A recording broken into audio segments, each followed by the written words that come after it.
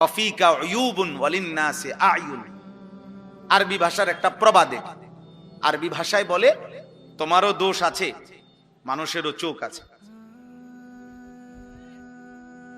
বলে যে মনে রাখো তোমারও দোষ আছে, মানুষেরও কি আছে।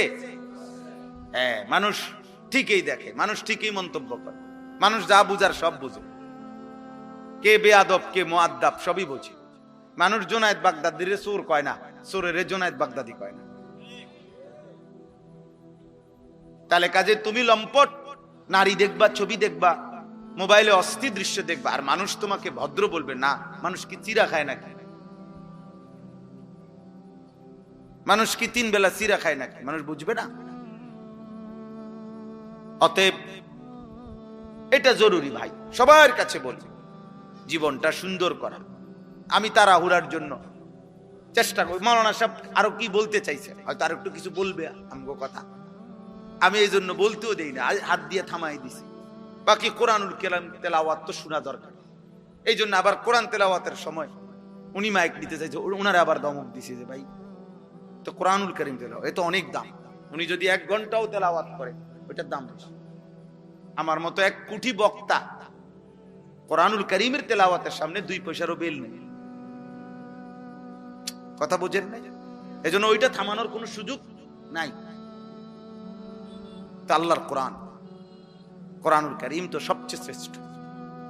নবী সাল্লাল্লাহু আলাইহি সাল্লাম এক সাহাবীকে বলছেন, হযরত উসাইদ ইবনে হুযায়র রাদিয়াল্লাহু তাআলা আনহু, ওনাকে বলছেন নবীজি, ওয়ালাউ ক্বারা'তা লা আসবাহতা ইয়ারাহান নাস। মানে এক সাহাবী শেষ রাত্রে ওনার ছোট্ট ঘরে, কুড়ে ঘরে আল্লাহর কোরআন তেলাওয়াত করতেছিলেন তাহাজ্জুদ নামাজ।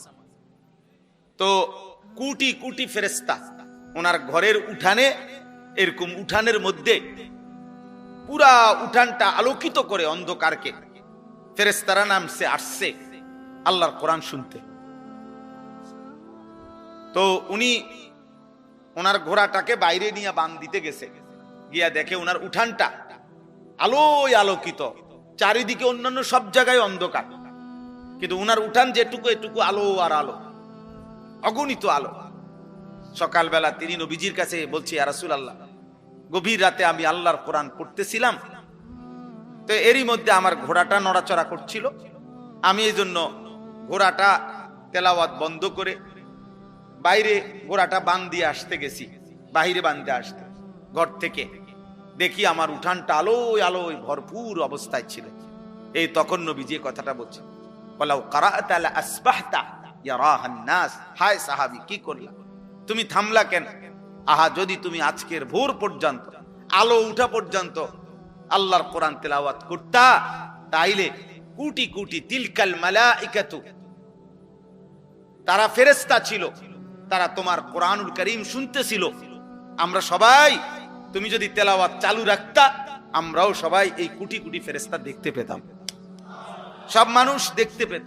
ইয়ারাহান নাস, লোকেরা দেখতে পেত আজকে সকালে যে জমিনের এক মাখলুক আল্লাহর বান্দা কোরআন পড়ছে আর আসমানের ফেরেশতারা শুনতেছে।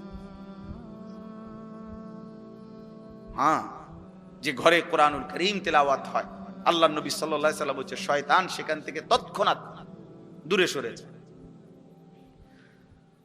কেন এত গুনাহ হয়? কোরআনুল কারীম তেলাওয়াত নাই। যে মা বাবা, ছেলে মেয়ে, নাতি দাদি, কারো জবানে তো আল্লাহর কোরআন নাই। এই জন্য ঘরের মধ্যে সবার চেহারা সুরত শুধু শুধু ফাঁকি ঝুঁকি, পাপের চিহ্ন। প্রত্যেকে প্রত্যেকের সুবিধা মতো গুনাহ করে। বাপে বাপের সমবয়সীদের সাথে গুনাহ করে, মা মার সমবয়সীদের সাথে গুনাহ করে, জিয়ে জিয়ের সমবয়সীদের সাথে গুনাহ করে, ফুতে ফুতের সমবয়সীদের সাথে গুনাহ করে। প্রত্যেকেই যার যার গ্রুপ বাছাই করে নিয়েছে, যার যে সমবয়সী নিয়া গুনাহ করছে। বুড়া মিয়া আরো 5-6 জন বুড়া লইয়া এই যে বিড়ি খাইতেছে, অনেক ওনার তালে আছে। মহিলা পাশের ঘরের 3-4 ঘরের ভাবিদেরকে নিয়ে বেহুদা গল্প করতেছে, বেহুদা কাহিনী বলতেছে, একটা 3 পিসের ঘটনা কইতেছে, এটা সবাই শুনতেছে, এটার উপরে আবার কথা বলতেছে। আহা, অথচ প্রত্যেকের গায়েই জামা আছে, প্রত্যেকেরই এগুলো আছে, বেহুদা বলতেছে। অথচ আল্লাহ নবী সাল্লাল্লাহু আলাইহি সাল্লাম বলেছে লা তাজআলু বুয়ুতাকুম মাকাবির, তোমরা তোমাদের ঘরগুলো কবরস্থান বানাইও না, কবরস্থান বানিয়ে ফেলো না। ফা ইন্না শাইতানা ইয়ানফুরু মিনাল বাইতিল্লাযী তুকরাউ ফীহি সূরাতুল বাকারা, যেই ঘরে সূরা বাকারা তেলাওয়াত করা হয় নবীজি বলেন তৎক্ষণাৎ ওই ঘর থেকে শয়তান দূরে সরে যায়। কোরআনুল কারীম তেলাওয়াত করলে শয়তান সরে যায়। আব্বা তোমাদের অনেক ছেলে আছো মাশাআল্লাহ, সবার কাছে বলি যতক্ষণ পর্যন্ত আল্লাহ না চিনবা, রাসূল না চিনবা, আল্লাহর কোরআন ধরতে না পারবা, ততক্ষণ জিন্দেগি সুন্দর হবে না, সুন্দর হবে না। এই সারাক্ষণই মন চাইবে, যতই বলি কাফের মুশরিকদেরটাই ভাল লাগবে, কারণ তুমি তো ঈমান আমল হওয়ার জন্য জাত পাথেও আপনি তো সেটা গ্রহণই করেন। আপনি পানির গ্লাস নিয়ে বইয়া থাকলে তো চায়ের মজা পাবেন না, আপনাকে তো চা পাতা চিনি পানি মিশাইতে হবে, মিশাইতে হবে। অতএব আমি তো আমার জীবনে সেজদা মিশাইতে হবে, আল্লাহর কোরআন পড়তে হবে, নাই তো আমার মধ্যে আখিরাতের কথা মনে পড়বে কেমনে? কবরের ভয় জাহান্নামের ভয় আসবে কিভাবে? যেভাবে আসে সেটা তো আমি গ্রহণই করলাম আমার জীবনে। মোবাইল টিপলে আল্লাহর কথা মনে পড়বে কেমনে? বিড়ি সিগারেট খাইলে আল্লাহর কথা মনে পড়বে কেমনে? কথায় কথায় গালিগালাজ করলে আল্লাহর কথা মনে পড়বে কেমনে? সুদ কিস্তি হারামের উপরে থাকলে আল্লাহর কথা মনে পড়বে কিভাবে? আব্বা বলেন, জওয়ান ভাই বলেন, বুড়ো ভাই বলেন, পর্দার আড়ালের মা বোন বলেন,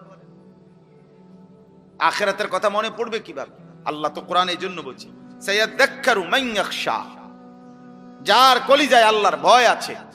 আপনি বললে, নবীজিকে বলছে আপনি বললে সে উপদেশ গ্রহণ করুন।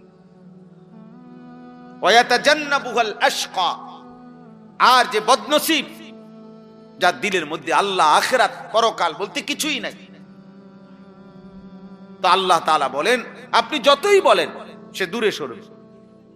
আমি এতটুকু কথা প্রথম মনে করাইলাম, আমাদের প্রত্যেকের আন্তরিকতা থাকা দরকার। এই ওয়াজ না, শুধু সব সময় আল্লাহর কথার প্রতি, কোরআনের প্রতি মনোযোগ না থাকলে, আগ্রহ না থাকলে, দিল না থাকলে দোস্ত হবে না। ইন্না ফি যালিকা লাযিকরা লিমান কানা লাহু কলবুন আও আলকাস সামআ ওয়া হুয়া শাহীদ। আল্লাহ তাআলা বলে নিশ্চয়ই এই কোরআনের মধ্যে তার জন্য উপদেশ রয়েছে যে তিন জিনিস একত্র করে, অন্তর, কান এবং চোখ। শাহীদ মানে উপস্থিত, যে সশরীরে উপস্থিত, তো উপস্থিত মানে যে চার চোখ খোলা সামনে। আল্লাহ তাআলা বলেন দিল মানে অন্তর, কান এবং চোখ, এই তিন জিনিস যে একত্র করবে আমার কোরআন, তার জন্য উপদেশ আছে।